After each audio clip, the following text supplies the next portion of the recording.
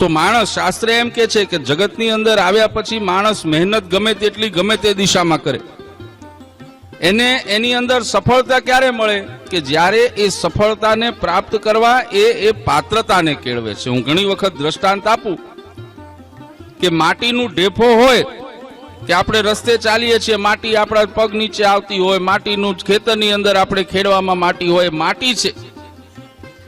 આમ જોવા જાઓ તો સંસારની અંદર એ માટીની કોઈ ઉપયોગિતા નથી. જ્યાં સુધી એને યોગ્ય કહેવાય, એને સ્પર્શ યોગ્ય, એને યોગ્યતા પ્રાપ્ત નથી થતી, ત્યાં સુધી એ ઢેફું હંમેશા આપણા પગના ઠેબે ચડે છે, આપણા ધૂળ નીચે રગદોળાય છે, એની કોઈ ઉપયોગિતા રહેતી નથી. બરાબર? પણ એ જ માટીના ઢેફાને એમ કહેવાય કે જ્યારે એને પાણીની સાથે કુંભારનો હાથનો સ્પર્શ થાય છે, પાણીમાં પલારી અને કુંભાર એને પોતાના હાથનો સ્પર્શ આપી અને સુંદર મજાના માટલાનો ઓપ આપી દે, આપણે ગાજા વાજા સાથે વગાડીને માટલાને ઘરની અંદર લાવી પૂજન કરીને પાણીયારે મૂકીએ છીએ. માટીનું ઢેફું એ જ હતું. પણ પાત્રતા મળી ગઈ તો પાત્રતા એ કરીને યોગ્ય કુંભારનો એને ઓપ મળ્યો, હાથ મળ્યો અને એના માધ્યમે કરીને સુંદર એને ઓપ મળી ગયો, તો ટકોરા મારીને વગાડીને આપણે એને મહત્વ આપી અને એને આપણે ઘરની અંદર પાણીયારે સ્થાપિત કરીએ છીએ.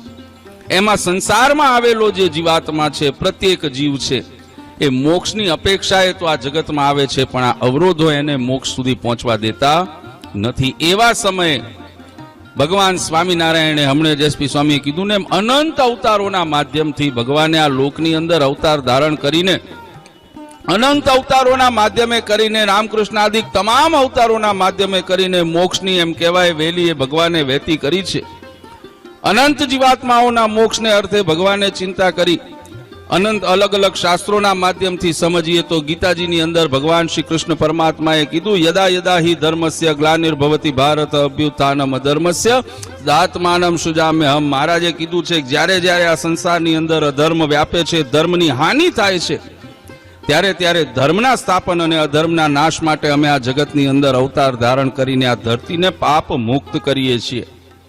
ભગવાન સ્વામિનારાયણે પણ વચનામૃતની અંદર આ જ સિદ્ધાંતને, આ જ વાતને એક ડગલું આગળ વિશેષ કરીને મહારાજે સમજાવી. મહારાજ કહે છે કે આ જગતની અંદર અમે જે અવતાર ધારણ કર્યો એ અનંત જીવાત્માઓના મોક્ષ અને ઉદ્ધારને અર્થે કર્યો છે. અમે અધર્મના ઉચ્છેદનને અર્થે કર્યો છે, ધર્મના સ્થાપનને અર્થે કર્યો છે. પણ મહારાજ કહે છે કે માત્ર જો એટલું જ કાર્ય અમારે કરવાનું હોત તો પૂર્ણ પુરુષોત્તમ નારાયણ ભગવાન સ્વામિનારાયણ વચનામૃતની અંદર એમ બતાવે કે કામ અમે અમારા સંતો ઋષિમુનિઓ અને આચાર્યો દ્વારા પણ કરાવી શકતા હતા.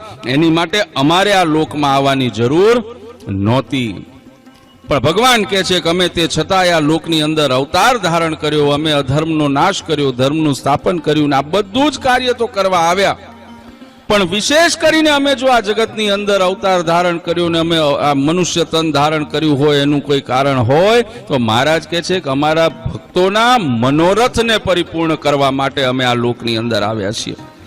તમારા ભાવ અને કોડને પૂરા કરવા માટે ભગવાન કે અમે આ જગતની અંદર આવ્યા. મહારાજ કે અમે અવતાર ધારણ કર્યો. જેને ભગવાનની ભક્તિ જે ભાવે કરવી હોય, જેવા રૂપે કરવી હોય, જે સ્વભાવે કરવી હોય, મહારાજ કે છે કે અમારું નામ સ્મરણ ભક્તિ જેને જેવી રીતે કરવી હોય, એનો જેવો ભાવ હોય એ ભાવને પૂર્ણ કરવા માટે અમે આવ્યા છીએ.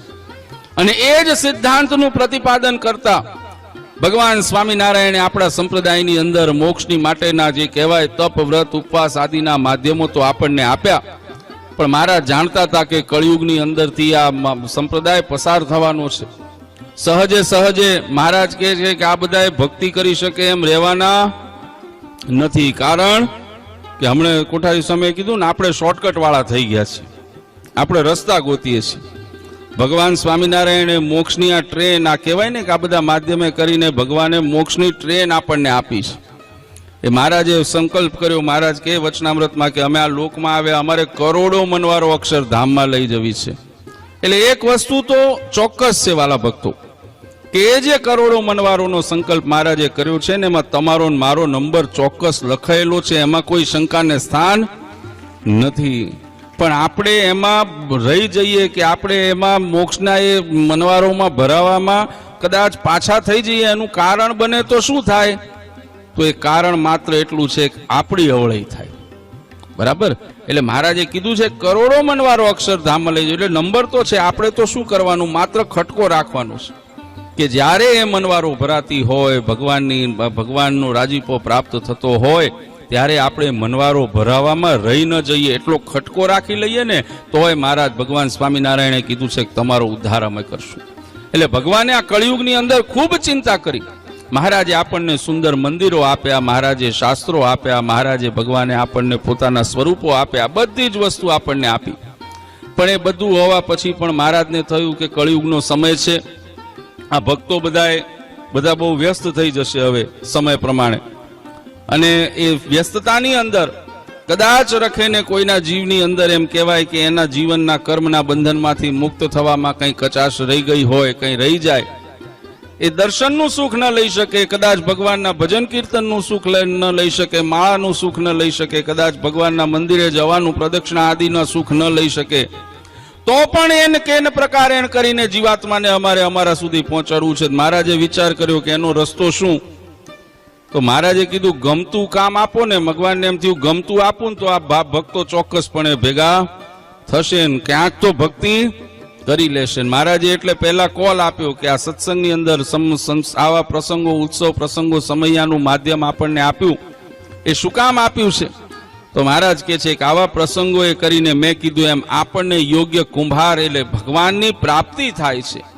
એ પ્રાપ્તિના માધ્યમે ભગવાનની આજ્ઞા, સિદ્ધાંતો, ભગવાનના ચરિત્રોના માધ્યમથી આપણા જેવા ઢેફાને એ ઓપ મળે છે કે જે ઓપના માધ્યમે કરીને આપણી આ સંસારની અંદર કિંમત થાય છે, અને એ કિંમત થાય ત્યારે આપણે અક્ષરધામના ભાગી થઈએ છીએ, આપણે ભગવાનના ચરણ સુધી પહોંચી શકીએ છીએ. એની સુંદર વ્યવસ્થા આ માધ્યમે કરીને આપણને આપવામાં આવી છે.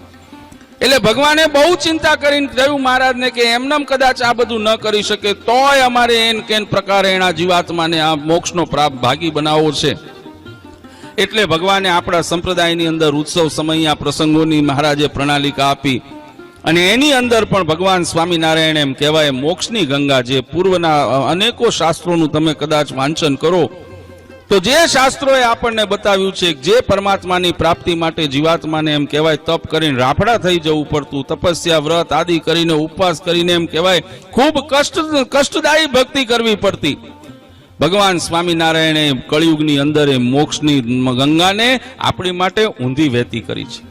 જ્યારે શાસ્ત્રોનું વાંચન કરો કે શાસ્ત્રો એમ બતાવે કે જગતની અંદર જીવાત્માને મોક્ષની પ્રાપ્તિને અર્થે પોતાની ઇન્દ્રિયોને વશ કરવી પડે, ભગવાન સ્વામિનારાયણે મહારાજે આપણને યોગ આપ્યો, મહારાજે શક્તિ આપી, આપણને કોલ આપ્યો કે તમે આ જગતની અંદર આવ્યા પછી આ જગતના વિષયોને પણ કદાચ ભોગવી લો, પણ જો મારો ભાવ રાખીને ભોગવી લો ને તો એ વિષયના માધ્યમે કરીને અમે તમારું કલ્યાણ કરી લેશું, તમને અમારા ધામ સુધી લઈ આવશું.